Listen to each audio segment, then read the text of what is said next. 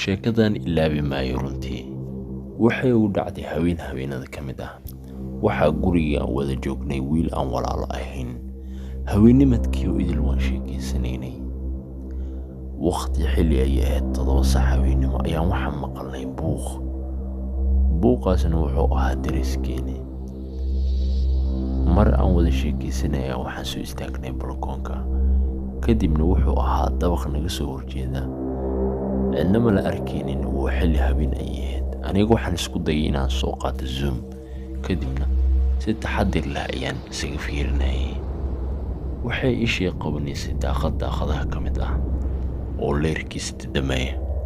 Kadibna si dhaqsi leh ayaan isku dayay in aan ogaado sababta qaylada meesha ay tahay. Mar waxay leeyahay qabanayeen qof dumar ah sii jeedo. Aad iyo aad baan u walwalay. Waxa qaylinaya oo idil wuxuu ahaa qof dumar ah. Malaha waxaan isdhahay ama la garaacayaa mise buuq oo si kale ay mu jiraan. Laakiin markan waxaan arkay in wejigeeda uu ahayn weji aan caadi ahayn. Aad iyo aad baan u naxay. Durba waxaan iska dhigay Zoom-ka oo walaalkay ayaan u sheegay. Asagana wuu igu qoslay wuxuu mooday wax iska caadi ah. Aniga aad iyo aad baan u walwalsanaa oo waan u sheegay. Mar kale ayaan kula laabanay ayaan ku dhahay. Intaan fiirinaynay oo balkoonka ah taagnayn ayaan waxaynu aragnay qaybta hoose ee guriga aan fiirinaynay in qof dumar ah ka soo baxay. Weliba qof kale ma uusan ahayn. Waxay ahayd qofkii markii hore aan fiirinaynay.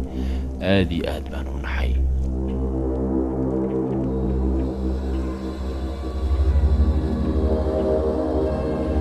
Markan waxaan hubaa in ay anaga dhankeena u soo dhaqaaqday. Anagana waxaan isku daynay inaan istaxadirno. Walaalkay ayaan waxaan ku dhahay fadlan daaqadaha naga soo eeg. Kadibna waxaan isugu yimid albaabka. Walaalkay ayaa fiiriyay. Wuxuu si dhaqsi leh u fiiriyay dhanka duleelka albaabka. Laakiin wuxuu arkay naagtii xumayd ee u ekeed reer aqraadka oo kale. Waxay ahayd naag afweyn. Aad iyo aad baan ula yaabay markuu ii sheegay walaalkay arrinkan.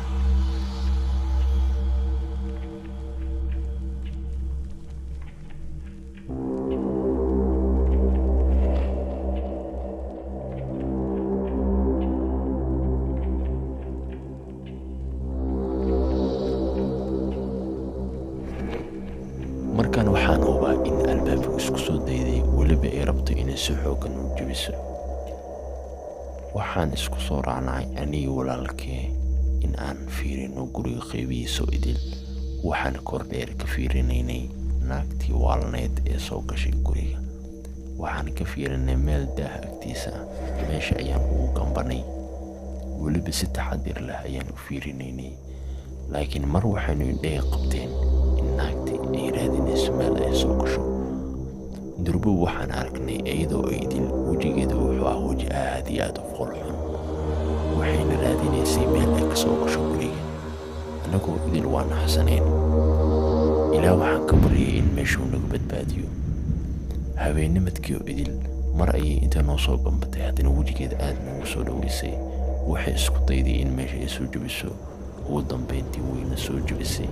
Si xoog leh ayay u soo jabisay. Anagana qayb kale ayaan u soo cararnay. Mar waxay indhaha qabanay in daaqadii oo idil ay ka buuday. Laakiin ay ku dhacday meel kale oo hoose ah. Aad iyo aad baan ula yaabnay. Naagtaas waxay ahayd naag mindid ah. Mar keliya ayay guriga soo gashay. Kadibna sidii ayay goor daaqada uga dhacday. Haweennimadkii booliis ayaa qaaday. Kadibna waxaan ku wargelinay wax walba sidee u dhaceen.